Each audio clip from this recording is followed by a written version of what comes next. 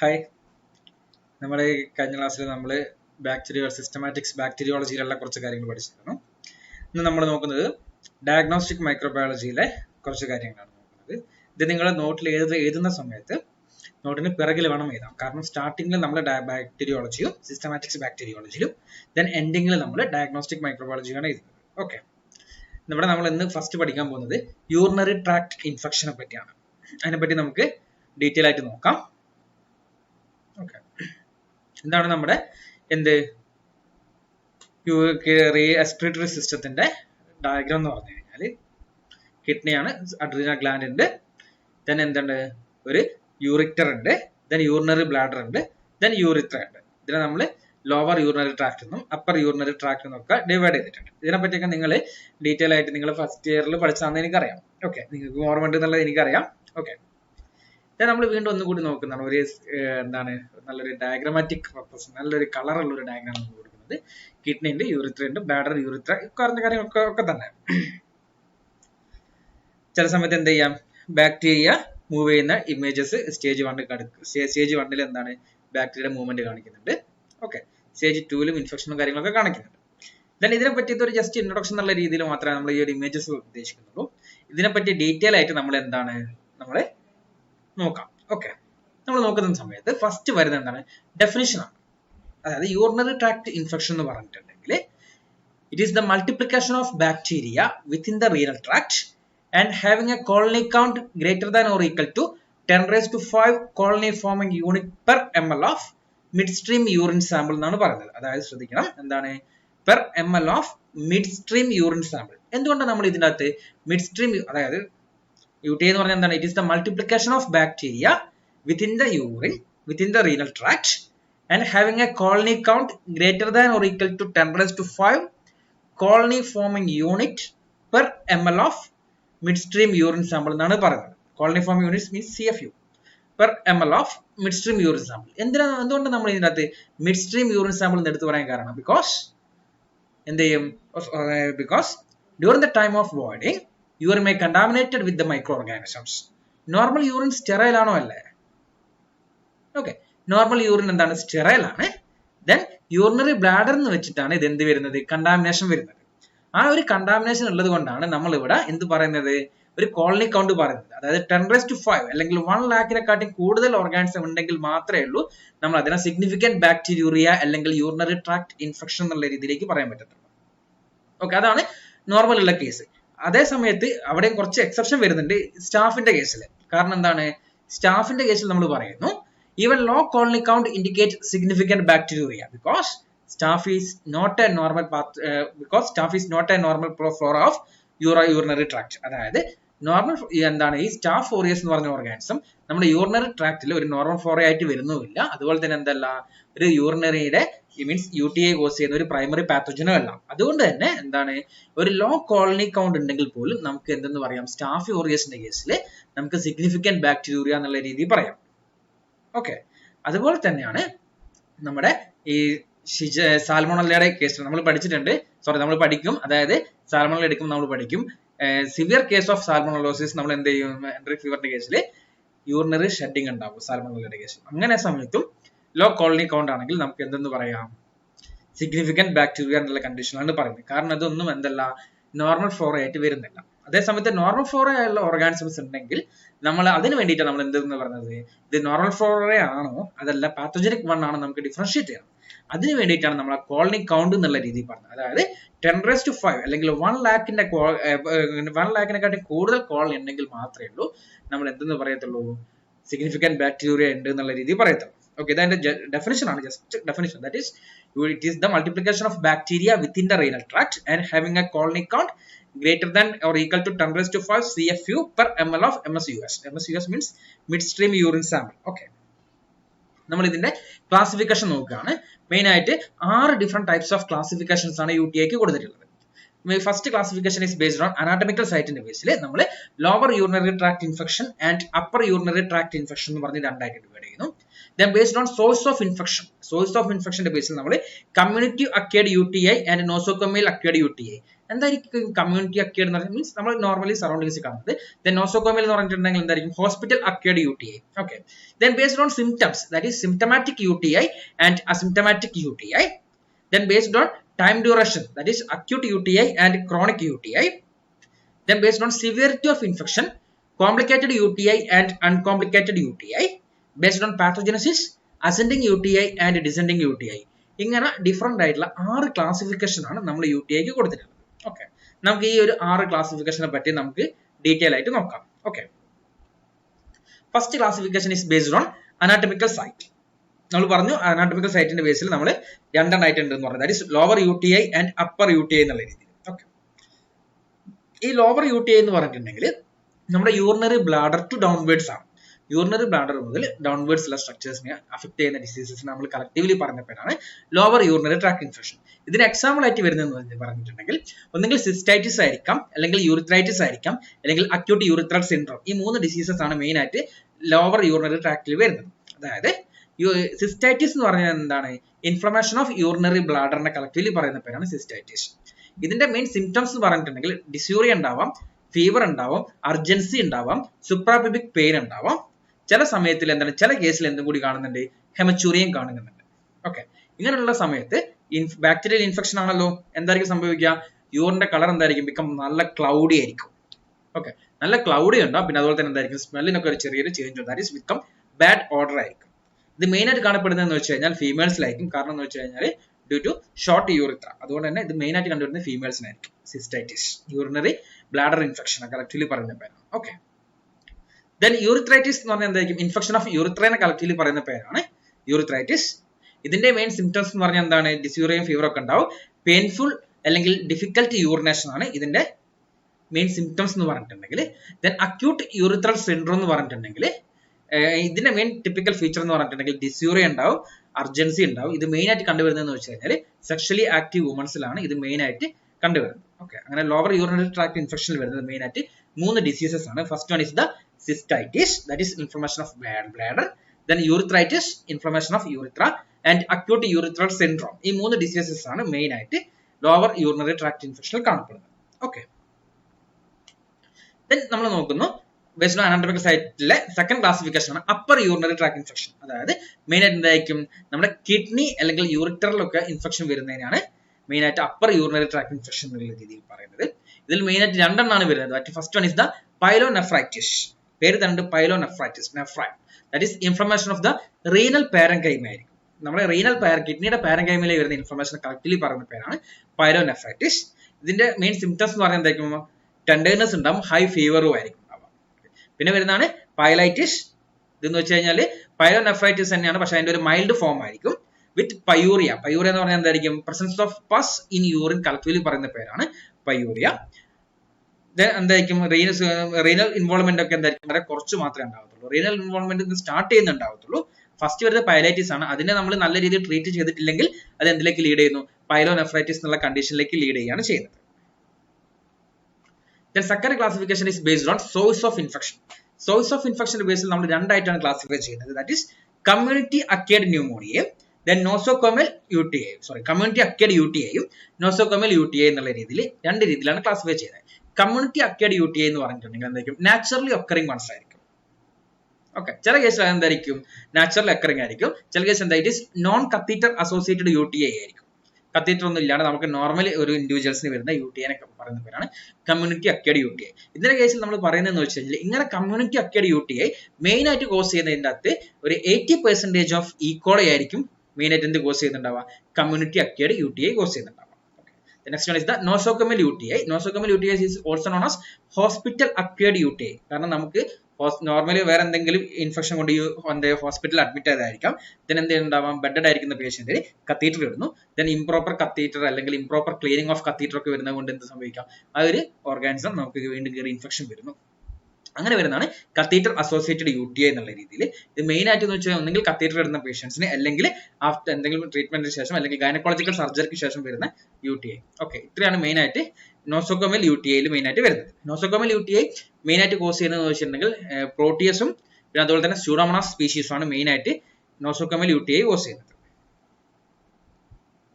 Then based on symptomsന്റെ ബേസിൽ നമ്മൾ symptomatic UTI and asymptomatic UTI എന്നുള്ള രീതിയിലാണ് വരുന്നത്. സിംറ്റമാറ്റിക് UTI എന്ന് പറഞ്ഞിട്ടുണ്ടെങ്കിൽ എന്തായിരിക്കും, മെയിൻ ആയിട്ടുള്ള എന്തെങ്കിലും ടിപ്പിക്കൽ ക്ലിനിക്കൽ സിംറ്റംസ് ഉണ്ടാവും. മെയിൻ ആയിട്ട് എന്ന് വെച്ച് കഴിഞ്ഞാൽ എന്തായിരിക്കും, പെയിൻഫുൾ യൂറിനേഷൻ അല്ലെങ്കിൽ ഡിസ്യൂറിയ ഒക്കെ ഉണ്ടാവാനുള്ള ചാൻസസ് കൂടുതലായിരിക്കും symptomatic UTI. Then asymptomatic UTI എന്ന് പറഞ്ഞിട്ട് പേര് തന്നെ എന്താണ്, without any signs and symptoms ആണ്. ഇതിന് വേറൊരു പേരും കൂടി പറയുന്നുണ്ട്, ദാറ്റ് ഈസ് കൊവേർട്ട് ബാക്ടീരിയൂറിയ എന്നും കൂടി പറയുന്നുണ്ട്. Okay, asymptomatic UTI or covert bacteriuria എന്ന് പറയുന്നുണ്ട്. കാരണം എന്താണ്, without any signs and symptoms ആയിരിക്കും.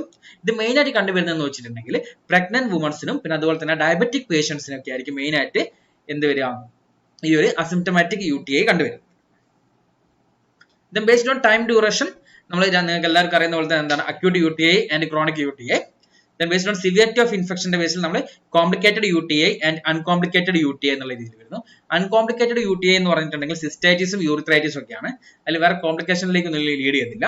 ദെൻ കോംപ്ലിക്കേറ്റഡ് UTI എന്ന് പറഞ്ഞിട്ടുണ്ടെങ്കിൽ ചില സമയത്ത് നമുക്ക് UTI വന്നിട്ടുണ്ടെങ്കിൽ അത് എന്തിലേക്ക് ലീഡ് ചെയ്യാം, കിഡ്നീനെ അഫക്ട് ചെയ്തിട്ട് റീനൽ കാൽക്കുലേസ് ഫോർമേഷൻ ഒക്കെ ഉണ്ടാവാനുള്ള ചാൻസസ് കൂടുതലാണ്. Then next classification is based on pathogenesis. പാത്തോജനസിന്റെ ബേസിൽ നമ്മൾ രണ്ടായിട്ട് ക്ലാസിഫൈ ചെയ്യുന്നു, that is ascending UTI and descending UTI എന്നുള്ള രീതിയിലാണ് പറയുന്നത്. ഓക്കെ, ഈ അസെൻഡിങ് UTI എന്ന് പറഞ്ഞിട്ടുണ്ടെങ്കിൽ എന്തായിരിക്കും, അസെൻഡിങ് ആണ്. ഓക്കെ, നമ്മൾ എന്ത് ചെയ്യും, ഈ ലോവർ യൂറിനറി ട്രാക്റ്റിൽ അപ്പർ യൂറിനറി ട്രാക്റ്റിലേക്ക് ഓർഗാനിസത്തിന്റെ മൈഗ്രേഷൻ ആണ്. ഓക്കെ, അതായത് എന്താ, നമുക്ക് ലോവർ യൂറിനറി ട്രാക്റ്റിൽ നിന്ന് അപ്പർ യൂറിനറി ട്രാക്റ്റിലേക്ക് എന്ത് ചെയ്യുന്ന ഓർഗാനിസത്തിന്റെ മൈഗ്രേഷൻ, അങ്ങനെ വന്നിട്ടുണ്ടാവുന്ന ഡിസീസസ് ആണ് എന്ത്, അസെൻഡിങ് UTI. നമ്മുടെ മെയിൻ ആയിട്ട് UTI കോസ് ചെയ്യുന്നത് ഏജന്റ് ഒക്കെ എന്ന് പറഞ്ഞാൽ എന്തായിരിക്കും, അസെൻഡിങ് UTI ആയിരിക്കും. ഇപ്പൊ ഈക്കോളി ആണെങ്കിൽ ക്ലബ്സിയൽ ആണെങ്കിലും ഒക്കെ എന്ന് വെച്ച് കഴിഞ്ഞിട്ടുണ്ടെങ്കിൽ അസെൻഡിങ് UTI ആണ് മെയിൻ ആയിട്ട് കോസ് ചെയ്യുന്നത്. ദെൻ ഡിസെൻഡിങ് UTI എന്ന് പറഞ്ഞാൽ എന്തായിരിക്കും, നേരെ തിരിച്ച് കിഡ്നിയിൽ നിന്ന് ലോവറിലേക്കല്ല വരുന്നത്, എവിടെ നിന്നാണ് വരുന്നത്, ബ്ലഡിൽ നിന്ന് കിഡ്നിയിലേക്ക് വരുന്നു. ഓക്കെ, അതായത് എന്ത് ചെയ്യും, ഓർഗാനിസം എപ്പോഴേ ഏതെങ്കിലും രീതിയിൽ ബ്ലഡ് സ്ട്രീം ഇൻഫെക്ഷനിലേക്ക് എത്തുന്നു, ദെൻ ആ ബ്ലഡ് വഴി നേരെ കിഡ്നിയിലേക്ക് വരുന്നു. That is organism migrate from blood to kidney. ബ്ലഡിൽ നിന്ന് നേരെ കിഡ്നിയിലേക്ക് വരുന്നതിനാണ് നമ്മൾ എന്തെന്ന് പറയുന്നത്, ഡിസെൻഡിങ് UTI എന്നുള്ള രീതിയിൽ പറയുന്നത്. ഇത് മെയിൻ ആയിട്ട് കോസ് ചെയ്യുന്നതെന്ന് വെച്ചാൽ ട്യൂബർക്ലോസിസ് ഒക്കെയാണ് മെയിൻ ആയിട്ട് വരുന്നത്.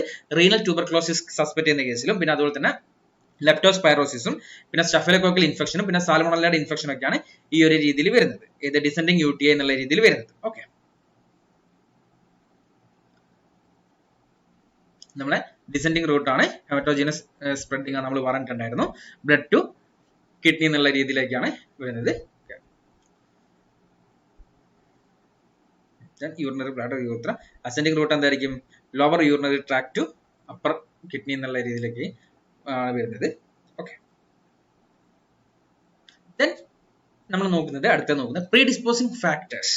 എന്താ ഈ പ്രീഡിസ്പോസിംഗ് ഫാക്ടേഴ്സ് എന്ന് പറഞ്ഞിട്ടുണ്ടെങ്കിൽ, അതായത് ഇന്ന സാധനങ്ങളൊക്കെ ഉണ്ടെങ്കിൽ നമുക്ക് ഇന്ന് ഡിസീസസ് ഒക്കെ വരാൻ ചാൻസസ് ഉണ്ട്. അപ്പൊ നമ്മൾ പറയും എന്താണ്, ഇപ്പൊ കണ്ടിന്യൂസ് സിഗരറ്റ് സ്മോക്കേഴ്സിന് എന്ത് കിട്ടാനുള്ള ചാൻസസ് ഉണ്ട്, നമ്മുടെ ക്യാൻസർ, മൗത്ത് ക്യാൻസേഴ്സ് കിട്ടാനുള്ള ചാൻസസ് കൂടുതലാണെന്നുള്ള രീതിക്ക്. അതേ രീതിയിലാണ് നമ്മൾ പ്രീഡിസ്പോസിംഗ് ഫാക്ടേഴ്സ്, അതായത് ഇന്ന ഡിസീസസുകളൊക്കെ ഉണ്ടെങ്കിൽ ഇന്ന സംഭവങ്ങൾ സംഭവിക്കാം. ഇവിടെ നമ്മൾ പ്രീഡിസ്പോസിംഗ് ഫാക്ടേഴ്സ് ഫസ്റ്റ് വേണമെന്ന് പറഞ്ഞു കഴിഞ്ഞാൽ ഏജ് ആണ്. ഏജിന്റെ കേസിൽ നമ്മൾ നോക്കുന്ന സമയത്ത് ഇൻക്രീസ് വിത്ത് ഏജ് ആണ്, അതായത് ഏജ് കൂടുന്നതിനനുസരിച്ചായിരിക്കും എന്ത് വരിക, UTI കിട്ടാനുള്ള ചാൻസസ് കൂടുതൽ വരിക. അങ്ങനെയായിരിക്കും. ഓക്കെ, നമുക്ക് അങ്ങനെ സംഗതി ഡീറ്റെയിൽ ആയിട്ട് നോക്കാം. അതായത് ഇപ്പൊ ചെറിയ കുട്ടികളാകുമ്പോൾ എന്താണ്, നിങ്ങളിപ്പോ യൂറിൻ പാസ് ചെയ്യുകയാണ്, നിങ്ങൾ ഓൺ ദ സ്പോട്ട്, ചെറിയ കുട്ടികളുടെ കേസിൽ എന്തായിരിക്കും, ഓൺ ദ സ്പോട്ട് അവിടെ തന്നെ യൂറിൻ പാസ് ചെയ്യും, ദെൻ വലിയ ആൾക്കാർ വന്നൊക്കെ ക്ലീൻ ചെയ്യും. ദെൻ നിങ്ങൾ എന്താണ്, കുറച്ചും കൂടി വലുതായി കഴിഞ്ഞിട്ടുണ്ടെങ്കിൽ എന്ത് ചെയ്യും, നിങ്ങൾ അങ്ങനെ യൂറിൻ പാസ് ചെയ്യുമോ, ഇല്ല. അതുപോലെ തന്നെ എന്താണ്, നമ്മുടെ അതിന് നിങ്ങളുടെ ഹാബിറ്റാറ്റ് മാറി മാറി വരും. അതുകൊണ്ടാണ് നമ്മൾ പറയുന്നത് ഇൻക്രീസസ് വിത്ത് ഏജ്. നമ്മുടെ ഏജ് കൂടുന്നതിനനുസരിച്ച് എന്ത് കിട്ടാനുള്ള ചാൻസസ് കൂടുതലാണ്, UTI കിട്ടാനുള്ള ചാൻസസ് കൂടുതലാണ്. Second one is the sex. ഇത് മെയിൻ ആയിട്ട് അഫക്ട് ചെയ്യുന്നതെന്ന് വെച്ച് കഴിഞ്ഞാൽ ഫീമെയിൽസിനായിരിക്കും കമ്പയർഡ് ടു മെയിൽസിനെക്കാട്ടി കൂടുതലായിട്ട് കണ്ടുവരുന്നത്. കാരണം എന്ന് പറഞ്ഞിട്ടുണ്ടെങ്കിൽ ഷോർട്ട് യൂറിത്രേ, പിന്നെ പ്രോക്സിമിറ്റി ടു ആനസും, പിന്നെ അതുപോലെ തന്നെ യൂറിത്രൽ ട്രോമ ഡ്യൂറിങ് ഇന്റർകോഴ്സിന്റെ സമയത്തിൽ എന്തെങ്കിലും യൂറിത്രൽ ട്രോമ ഒക്കെ വരാനുള്ള ചാൻസസ് കൂടുതലാണ്. ആ സമയത്തൊക്കെ ഈ കാര്യങ്ങളൊക്കെ ഉള്ളത് കൊണ്ട് തന്നെ ഏറ്റവും കൂടുതൽ കണ്ടുവരുന്നത് ഫീമെയിൽസിനായിരിക്കും കമ്പയർഡ് ടു മെയിൽസ്. പിന്നെ വരുന്നതാണ് പ്രഗ്നൻസി. ഈ പ്രഗ്നൻസിയുടെ കേസിൽ എന്താണെന്ന് വെച്ച് കഴിഞ്ഞാൽ ഡയലേഷൻ ഓഫ് യൂറിത്രും പിന്നെ അതുപോലെ തന്നെ റീനൽ പെൽവിസും ഒക്കെ സംഭവിക്കും. പിന്നെ അതുപോലെ തന്നെ എന്ത് സംഭവിക്കും, ഹോർമോണൽ ചേഞ്ചസ് അല്ലെങ്കിൽ ഹോർമോണൽ ഇംബാലൻസ് ഒക്കെ വരും. ആ സമയത്തും ഫീമെയിൽസിന് ഇൻഫെക്ഷൻ കിട്ടാനുള്ള ചാൻസസ് കൂടുതലാണ്. പിന്നെ വരുന്നത് സ്ട്രക്ചറൽ ആൻഡ് ഫങ്ഷണൽ അബ്നോർമാലിറ്റീസ്, അതായത് നമ്മുടെ യൂറിനറി ട്രാക്റ്റിന് അല്ലെങ്കിൽ എന്തെങ്കിലും ഒബ്സ്ട്രക്ഷൻസോ അല്ലെങ്കിൽ എന്തെങ്കിലും ഡാമേജസ് ഒക്കെ സംഭവിക്കാം. അതിന് വരുന്നതാണ് obstructions, then renal calculi formation and some tumours. ഈ കണ്ടീഷനിലൊക്കെ ഉള്ള ഈ ഒരു പ്രീഡിസ്പോസിംഗ് ഫാക്ടേഴ്സ് ഒക്കെ ഉള്ള ആൾക്കാർക്ക് അല്ലെങ്കിൽ ഈ ഒരു അണ്ടർലൈൻ ഡിസീസസ് ഒക്കെ ഉള്ള ആൾക്കാർക്ക് UTI കിട്ടാൻ ചാൻസസ് കൂടുതലാണ്. പിന്നെ വരുന്നത് immuno suppressive agents, that is administration of steroid drugs. നമ്മൾ എന്തെങ്കിലും കാരണങ്ങൾ കൊണ്ട് നമ്മുടെ ഇമ്മ്യൂൺ സപ്രഷൻ ചെയ്യുന്നു. അതായത് ഇപ്പൊ നിങ്ങൾക്ക് എന്തെങ്കിലും ഒരു സോളിഡ് ഓർഗൻ ട്രാൻസ്പ്ലാന്റേഷൻ നടത്തി എന്ന് വിചാരിക്കാം. ആ ഒരു ഓർഗൻ ട്രാൻസ്പ്ലാന്റ് ചെയ്യുന്ന സമയത്ത് എന്ത് സംഭവിക്കുന്നു, അതിന് അഗേൻസ്റ്റ് ആയിട്ട് നമ്മുടെ ഒരു ഗ്രാഫ്റ്റ് റിജക്ഷൻ ചെയ്യാനുള്ള ചാൻസസ് കൂടുതലുണ്ട്. അതുകൊണ്ട് നമ്മൾ എന്ത് ചെയ്യും, ആർക്കാണ് ഓർഗൻ ട്രാൻസ്പ്ലാന്റ് ചെയ്തിട്ടുള്ളത് ആ ഒരു വ്യക്തിയുടെ ഇമ്മ്യൂണിറ്റി കുറയ്ക്കുന്ന ഡ്രഗ്സ് നമ്മൾ കൊടുക്കും. ഓക്കെ, അങ്ങനെ നമ്മുടെ ഇമ്മ്യൂൺ സപ്രസീവ് ഡ്രഗ്സ് ഒക്കെ കൊടുത്തിട്ടുണ്ടെങ്കിലും പിന്നെ അതുപോലെ തന്നെ എന്തെങ്കിലും സ്റ്റിറോയിഡ് ഡ്രഗ്സിന്റെ അഡ്മിനിസ്ട്രേഷൻ ഒക്കെ കൂടുതലായിട്ടുണ്ടെങ്കിൽ ആ വരുന്ന ഇൻഡിവിജ്വൽസിന് എന്ത് കിട്ടാനുള്ള ചാൻസസ് കൂടുതലാണ്, UTI കിട്ടാനുള്ള ചാൻസസ് കൂടുതലാണ്. Next one is the diabetic mellitus. Okay, ഈ ഡയബറ്റിക് മെലിറ്റസ് അല്ലെങ്കിൽ ഷുഗർ ഉള്ള പേഷ്യന്റിന്റെ പ്രത്യേകത എന്താണ്, അവരുടെ ബോഡിയിൽ എന്തായിരിക്കും, ഹൈ എമൗണ്ട് ഓഫ് ഗ്ലൂക്കോസ് ഉണ്ട്. യൂറിനകത്തൊക്കെ ഹൈ എമൗണ്ട് ഓഫ് ഗ്ലൂക്കോസ് ഉണ്ടാവും. ഇതിനെന്താണ് ഇവിടെ വരുന്ന ഓർഗാൻസത്തിന് എന്താണ്, ഗ്ലൂക്കോസ് ആണ്. വെറുതെ കിട്ടിയോ വെറുതെ വിടോ, എന്ത് ചെയ്യും, ഏത് ഓർഗാൻസ് ആണ് എന്ത് സംഭവിക്കുന്നു, ആ ഒരു ഷുഗറിന് എടുത്തിട്ട് അങ്ങ് കഴിക്കും. ഓൺ ദ സ്പോട്ടിൽ എന്ത് ചെയ്യും, മൾട്ടിപ്ലിക്കേഷൻ ഒക്കെ എൻഹാൻസ് ചെയ്തിട്ട് ഇൻഫെക്ഷൻ കിട്ടാനുള്ള ചാൻസസ് കൂടുതലാണ്. അതായത് ഈ ഗ്രഹണി പിടിച്ച കുട്ടിക്ക് ചക്കപ്പൂക്ക് കിട്ടിയ അവസ്ഥയായിരിക്കും എന്തായാലും സംഭവിക്കുന്നത്. ഈ ബാക്ടീരിയ വരുന്നു, ബാക്ടീരിയ വരുമ്പോൾ എന്താണ്, ഡയബറ്റിക് പേഷ്യന്റ് ആണ്, അവരുടെ ബോഡിയിൽ എന്താണ്, ഫുൾ ഓഫ് ഷുഗർ ഗ്ലൂക്കോസ് ഉണ്ട്. എന്ത് സംഭവിക്കുന്നത്, ഈ ഓർഗാൻസ് ഓൺ ദ സ്പോട്ടിൽ പോയിട്ട് ആ ഗ്ലൂക്കോസ് ഒക്കെ നല്ല കൺസ്യൂം ചെയ്തിട്ട് എന്ത് ചെയ്യും, നല്ല അടിപൊളിയായിട്ട് നല്ല ഹെൽത്തി ആയിട്ട് നല്ല രീതിയിൽ സെൽ ഡിവിഷൻ ഒക്കെ നടന്നിട്ട് മൾട്ടിപ്ലിക്കേഷൻ നടക്കും. ഇത് നേരിട്ട് എന്ത് കോസ് ചെയ്യും, ഡിസീസ് കോസ് ചെയ്യും. അതേ അവസ്ഥയായിരിക്കും ഉണ്ടാവുക. Okay, seventh one is the instrumentation and surgery. ഇതിനകത്ത് മെയിൻ ആയിട്ട് വരുന്നതെന്ന് വെച്ചിട്ടുണ്ടെങ്കിൽ എന്തെങ്കിലും ഇൻസ്ട്രുമെന്റേഷൻ ചെയ്യുക, അതായത് എന്തെങ്കിലും കത്തീഡ്രൈസേഷൻ ചെയ്യുക, അല്ലെങ്കിൽ എന്തെങ്കിലും സർജിക്കൽ പ്രൊസീജിയേഴ്സ് വരാം. ആ ഒരു രീതിയിലും നമുക്ക് എന്ത് കിട്ടാം, ഇപ്പൊ കത്തീഡ്രൈസേഷൻ ഒക്കെ ചെയ്യുന്ന സമയത്ത് എന്ത് ചെയ്യാം, കത്തീഡ്രൽ നല്ല രീതിയിൽ ക്ലീൻ ഒക്കെ ചെയ്യാം. ഇപ്പൊ എന്തെങ്കിലും കാരണം കൊണ്ട് കത്തീഡ്രൽ ക്ലീൻ ചെയ്തിട്ട് എന്ത് സംഭവിക്കുന്നു, ആ ഒരു കത്തീഡ്രൈസ്ഡ് യൂറിൻ്റെ അകത്ത് എന്താണ് ആ ഒരു നോർമൽ ഫ്ലോറ വീണ്ടും എന്ത് ചെയ്യാം, തിരിച്ച് കയറിയിട്ട് നമുക്ക് ഇൻഫെക്ഷൻ കോസ് ചെയ്യാനുള്ള ചാൻസസും കൂടുതലാണ്. ഓക്കെ, ഇത്രയാണ് ഇതിന്റെ മെയിൻ പ്രീഡിസ്പോസിംഗ് ഫാക്ടേഴ്സ് എന്നുള്ള രീതിയിൽ പറയുന്നത്. പിന്നെ വരുന്നതെന്ന് വെച്ച് കഴിഞ്ഞാൽ ഹോസ്റ്റ് ഡിഫൻസ് മെക്കാനിസംസ് ആണ്. അതായത് നമ്മുടെ ബോഡിയിലുള്ള എന്തൊക്കെ ഡിഫൻസ് മെക്കാനിസംസ് ആണ്. അതായത് ഒരു ബാക്ടീരിയക്ക് നമുക്ക് UTI കോസ് ചെയ്യണമെന്നുണ്ടെങ്കിൽ നമ്മുടെ ബോഡിയിലുള്ള കുറച്ച് ഡിഫൻസ് മെക്കാനിസത്തിനൊക്കെ ഓവർകം ചെയ്തിട്ടുണ്ടെങ്കിൽ മാത്രമേ ഉള്ളൂ എന്ത് കോസ് ചെയ്യാനുള്ള കപ്പാസിറ്റി ഉള്ളൂ, ഡിസീസ് കോസ് ചെയ്യാനുള്ള കപ്പാസിറ്റി ഉള്ളൂ. ഇതിനകത്ത് ഫസ്റ്റ് വൺ എന്ന് പറഞ്ഞിട്ടുണ്ടെങ്കിൽ അസിഡിക് യൂറിൻ ആയിരിക്കും. നമുക്കറിയാം എന്താണ് അസിഡിറ്റി ഉണ്ടെങ്കിൽ എന്ത് സംഭവിക്കും, ഓർഗാനിസം കില്ല് ചെയ്യും, inhibit all pathogens.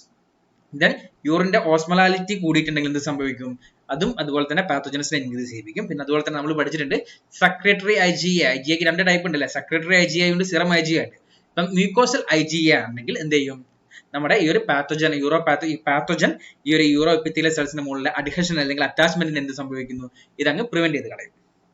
Then mechanical flushing, അതായത് എന്താണ്, നമ്മൾ യൂറിൻ പാസ് ചെയ്യുന്ന സമയത്ത് മെക്കാനിക്കൽ ഫ്ലഷിംഗ് ഉണ്ട്. ആ സമയത്ത് എന്ത് സംഭവിക്കുന്നു, ചെറിയൊരു ഓർഗാനിസത്തിന് എന്ത് സംഭവിക്കുന്നു, അതങ്ങ് അഡ്ഹർ ചെയ്യുന്നതിന് പ്രിവെന്റ് ചെയ്തിട്ട് അങ്ങ് ഫ്ലഷ് ചെയ്ത് കളയാണ് ചെയ്തത്. ദെൻ മെയിൽസിന്റെ കേസിൽ എന്തായിരിക്കും, നമ്മുടെ പ്രോസ്റ്റാറ്റിക് സെക്രീഷനിൽ സിങ്കും ഉണ്ട്, അതെന്തായിരിക്കും ബാക്ടീരിയൽ ആക്ടിവിറ്റി ഉണ്ടാവും. പിന്നെ അതുപോലെ തന്നെ ലോങ് യൂറിത്ര ആയതുകൊണ്ട് കമ്പാരിറ്റീവ്ലി മെയിൽസിന് ഇൻഫെക്ഷൻ കിട്ടാനുള്ള ചാൻസസ് വളരെ കുറവാണ്. ദെൻ വരുന്നത് പോസിബിൾ പാത്തോജൻസ് ആണ്. ഏതൊക്കെയാണ് ഇതിന്റെ അകത്ത് വരുന്ന പാത്തോജൻസ് നമുക്ക് നോക്കാം. മെയിൻ ആയിട്ട് വരുന്നത് വെച്ചിട്ടുണ്ടെങ്കിൽ മോർ കോമൺ ആയിട്ട് നമ്മൾ ഇതിന്റെ 3 കാറ്റഗറിയിലാണ് വരുന്നത്. That is more common, less common and rare pathogens എന്നുള്ള രീതിയിൽ. മോർ കോമൺ പാത്തോജൻസ് പറഞ്ഞിട്ടുണ്ടെങ്കിൽ നമ്മൾ നേരത്തെ പഠിച്ചിട്ടുണ്ട് എന്താണ്, about 80% of community acquired UTI cause ചെയ്യുന്ന ആരാണ്, ഈക്കോളെ എന്ന് പറഞ്ഞിട്ടുണ്ട് അല്ലെ. Then E coli, then Proteus mirabilis, Klebsiella species, Staph saprophyticus, Staph epidermidis, Pseudomonas aeruginosa, Staph aureus and enterococci. ഇത്രയാണ് മെയിൻ ആയിട്ട് കാണപ്പെടുന്ന കോമൺ പാത്തോജൻസ്.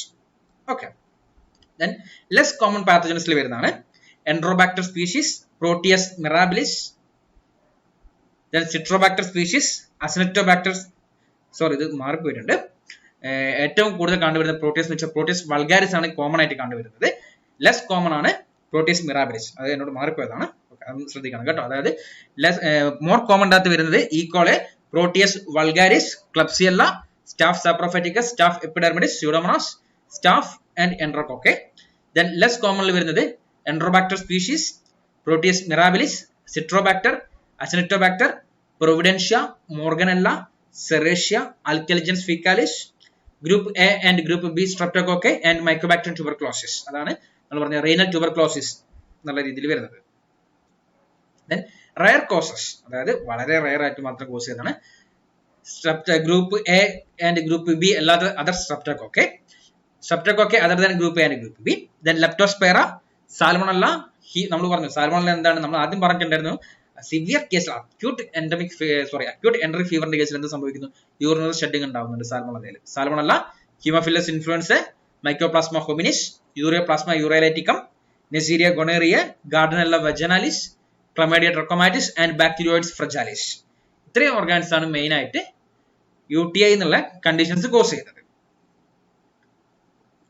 നമ്മൾ നേരത്തെ പറഞ്ഞിട്ടുണ്ടായിരുന്നു നമ്മുടെ കത്തീറ്റർ അസോസിയേറ്റ് അല്ലെങ്കിൽ ഗൈനക്കോളജിക്കൽ നോസോകോമൽ UTI ഒക്കെ മെയിൻ ആയിട്ട് കോസ് ചെയ്യുന്നത് ആരൊക്കെയാണ് നമ്മൾ പറഞ്ഞിട്ടുണ്ടായിരുന്നു അല്ലെ. മെയിൻ ആയിട്ട് സ്യൂഡോമോണാസും Proteus, Klebsiella and Staph aureus are associated with nosocomial UTI.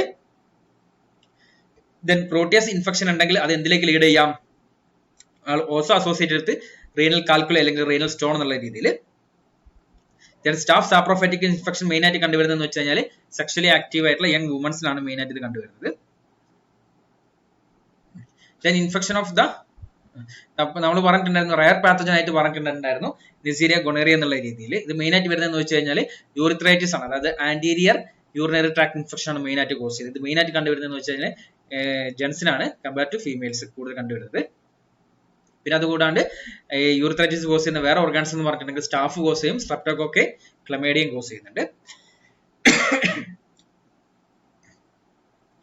അതുപോലെ തന്നെ നമ്മൾ പറഞ്ഞിട്ടുണ്ടായിരുന്നു യൂറിനറി ഷെഡിങ് സാൽമോണല്ലയുടെ കേസിലുണ്ട്, എൻട്രിക് ഫീവറിന്റെ കേസിലുണ്ട് നമ്മൾ നേരത്തെ പറഞ്ഞായിരുന്നു. സാൽമോണല്ല ടൈഫിയും പാരാടൈഫിയും എന്ത് യൂസ് ചെയ്യും? 25% ഓഫ് ദ എൻട്രിക് ഫീവറിലുള്ള പേഷ്യൻസിനും എന്ത് കാണിക്കുന്നുണ്ട്?